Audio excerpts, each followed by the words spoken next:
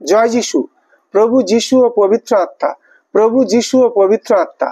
Look 11:13 look 11:13 অতএব তোমরা মন্দ হইয়াও যদি তোমাদের সন্তান দিগকে উত্তম উত্তম দ্রব্য দান করিতে জানো, তবে ইয়া কত অধিক নিশ্চয় যে স্বর্গস্থ পিতা যাহারা তাহার কাছে যাঞ্ছা করে তাহাদিগকে পবিত্র আত্মা দান করিবে। প্রভু যিশুর সঙ্গে পবিত্র আত্মার একটা বিশেষ সম্পর্ক ছিল, যা আমাদের ব্যক্তিগত জীবনের জন্য খুবই গুরুত্বপূর্ণ। এই প্রবন্ধটি সেই সম্পর্কে ও তার বাস্তব প্রয়োগ সম্পর্কে আলোচনা করে। পুরাতন নিয়মের ভবিষ্যৎবাণী। পুরাতন নিয়মের ভবিষ্যৎবাণী। পুরাতন নিয়মের অনেক ভবিষ্যৎবাণীতে মসিহ সম্পর্কে বলা হয়েছে যে তিনি পবিত্র আত্মার শক্তিতে শক্তিমান হবেন। যিশয়া পুস্তক 11:2 61:1-3। প্রভু যিশু যখন নাজরাতের সমাজগৃহে এই অংশ পাঠ করলেন, তখন তিনি বলেছিলেন, অদ্যই এই শাস্ত্রীয় বচন তোমাদের কর্ণগোচরে পূর্ণ হইল। লুক 4:21। প্রভু যিশুর জন্ম। প্রভু যিশুর জন্ম। মতি ও লুক উভয় স্পষ্টভাবে ও নির্ভুলভাবে বলেছেন যে প্রভু যিশু এই জগতে এসেছিলেন ঈশ্বরের এক অলৌকিক কাজের ফলে, অর্থাৎ পবিত্র আত্মার দ্বারা মরিয়ম নামে এক কুমারীর গর্ভে তার জন্ম হয়েছিল। মতিলিখিত সুসমাচার 1:18-23, লুক 1:27। অলৌকিকভাবে এই গর্ভ সঞ্চারের ফলে প্রভু যিশু হয়েছিলেন পবিত্র।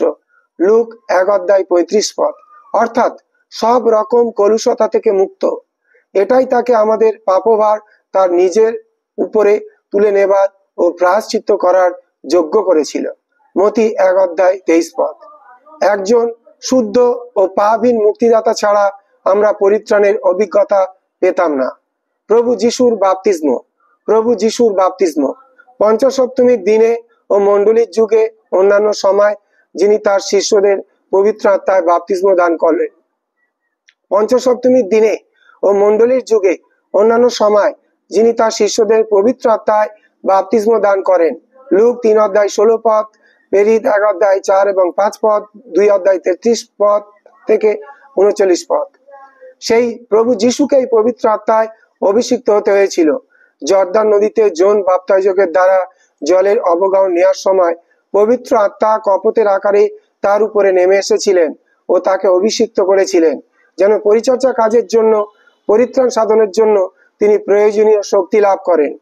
বাপ্তিস্মের পরে প্রভু যখন মরু প্রান্তরে চলে যান, তখন তিনি পবিত্র আত্মায় পূর্ণ ছিলেন। লুক 4:1। প্রভুর মতো এই একইভাবে যারা পবিত্র আত্মায় অলৌকিকভাবে পুনর্জন্ম লাভ করেছেন, তাদেরও পবিত্র আত্মার বাপ্তিস্মের অভিজ্ঞতা লাভ করা দরকার, যেন তারা তাদের জীবনে শক্তি লাভ করে ও পরিচর্যার জন্য শক্তি পায়। প্রেরিত 1:8। শয়তানের দ্বারা প্রভু যিশুর পরীক্ষা। শয়তানের দ্বারা প্রভু যিশুর পরীক্ষা। প্রভু যিশুর বাপ্তিস্মের পরেই তিনি আত্মা দ্বারা মরু প্রান্তরে নিত হলেন, যেখানে শয়তান তাকে 40 দিন ধরে পরীক্ষা করে। লুক 4:1-2। পবিত্র আত্মায় পূর্ণ হয়ে তিনি শয়তানের মুখোমুখি হতে এবং পরীক্ষার প্রতিরোধ করতে সমর্থ হলেন।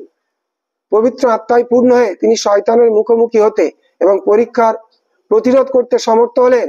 সেভাবে ঈশ্বরের অভিপ্রায় হলো আমরা যেন পবিত্র আত্মার শক্তি ছাড়া কখনো মন্দ আত্মার প্রতিরোধ করতে না যাই। আমাদেরকে তার পূর্ণতায় থাকতে হবে এবং তার নেতৃত্বে চলতে হবে, যেন শয়তানের বিরুদ্ধে জয়ী হতে পারি। আত্মায় পূর্ণ না থাকলে এবং তার ক্ষমতায় জীবনযাপন না করলে আমরা তার স্বাভাবিক সন্তান হতে পারি না। প্রভু যিশুর প্রকাশ্যে কাজ। প্রভু যিশুর প্রকাশ্য কাজ। পবিত্র আত্মা তার উপরে অধিষ্ঠান করা সম্পর্কে যিশু ভাববাদীর ভবিষ্যৎবাণীটি পূর্ণ হবার এই শাস্ত্রাংশটি প্রভু যিশু ব্যবহার করেন ও তার প্রচার, আরোগ্যদান ও মুক্ত করার কাজের। যিশয়া পুস্তক 6 যিশয়া পুস্তক 61:1-2। যিশয়া পুস্তক 61:1-2। লুক 4:16-19। পবিত্র আত্মা তার উপরে অধিষ্ঠান করা সম্পর্কে যিশয়া ভাববাদীর ভবিষ্যৎবাণীটি পূর্ণ হবার এই শাস্ত্রাংশটি প্রভু যিশু ব্যবহার করেন ও তার প্রচার, আরোগ্যদান ও মুক্ত করার কাজের রূপরেখা দেন। পবিত্র আত্মা প্রভু যিশুকে তার উদ্দেশ্য সাধনের জন্য অভিষিক্ত করেছিলেন। পবিত্র আত্মা প্রভু যিশুকে তার উদ্দেশ্য সাধনের জন্য অভিষিক্ত করেছিলেন। পবিত্র আত্মা প্রভু যিশুকে তার উদ্দেশ্য সাধনের জন্য অভিষিক্ত করেছিলেন। প্রভু যিশু ঈশ্বর ছিলেন, প্রভু যিশু ঈশ্বর ছিলেন, জন 1:1 প্রভু যিশু ঈশ্বর ছিলেন, জন 1:1 কিন্তু তিনি মানুষও ছিলেন। মানুষ হিসেবে ঈশ্বরের সাক্ষাতে তার দায়িত্ব সম্পন্ন করার জন্য তাকে পবিত্র আত্মার সাহায্য ক্ষমতার উপর নির্ভর করতে হতো। কেবল আত্মায় অভিষিক্ত লোক হিসেবেই প্রভু যিশু জীবনযাপন করতে, সেবা করতে, সুসমাচার ঘোষণা করতে পারতেন। এ ব্যাপারে তিনি খ্রিস্টানদের জন্য একটি চমৎকার দৃষ্টান্ত স্বরূপ ছিলেন।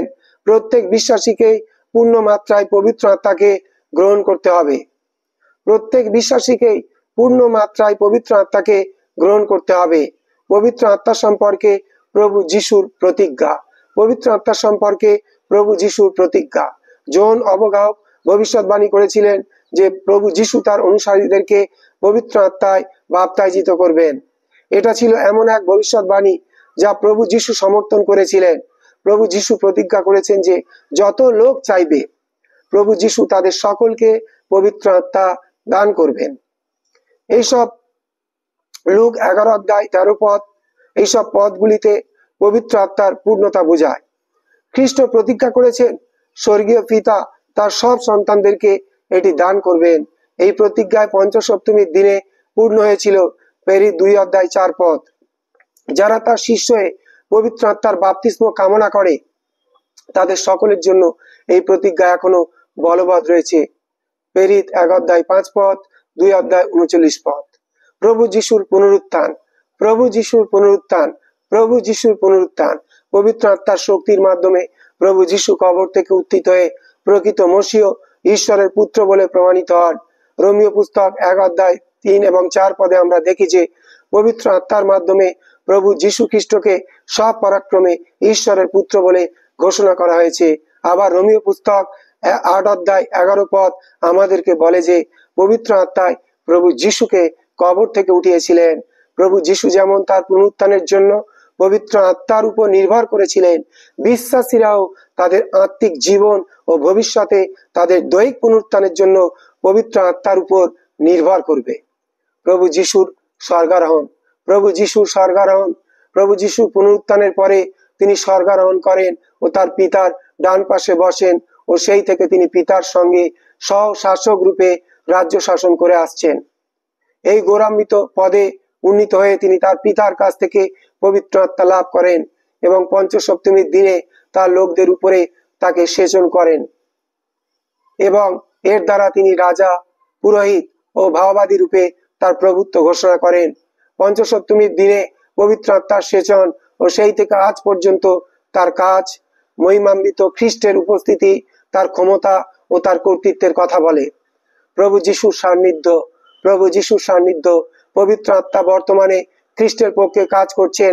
তিনি খ্রিস্টের বিষয়গুলি তার শিষ্যদের কাছে বা বিশ্বাসীদের কাছে প্রকাশ করছেন।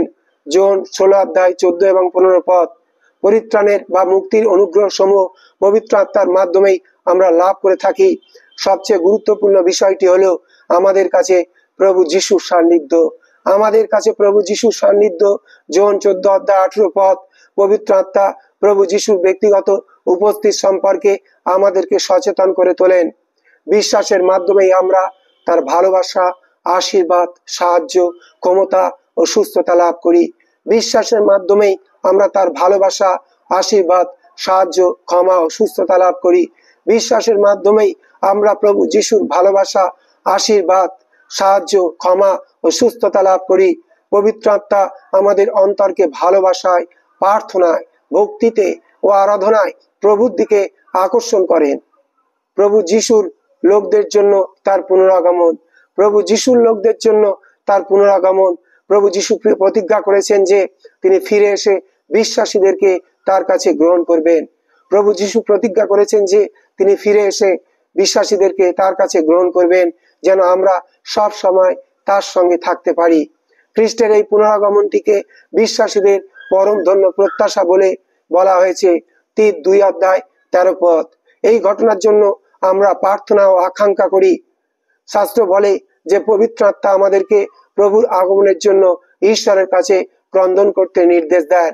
শাস্ত্র বলে যে পবিত্র আত্মা আমাদেরকে প্রভুর আগমনের জন্য ঈশ্বরের কাছে ক্রন্দন করতে নির্দেশ দেন। পবিত্র আত্মাই সাক্ষ্য দেন যে খ্রিস্ট না আসা পর্যন্ত আমাদের পরিত্রাণ অসম্পূর্ণ থেকে যাবে। রোমীয় পুস্তক 8:23 বাইবেলের সব শেষে পবিত্র আত্মার অনুপ্রাণিত বাক্যগুলি হলো প্রভু যিশু আইসো।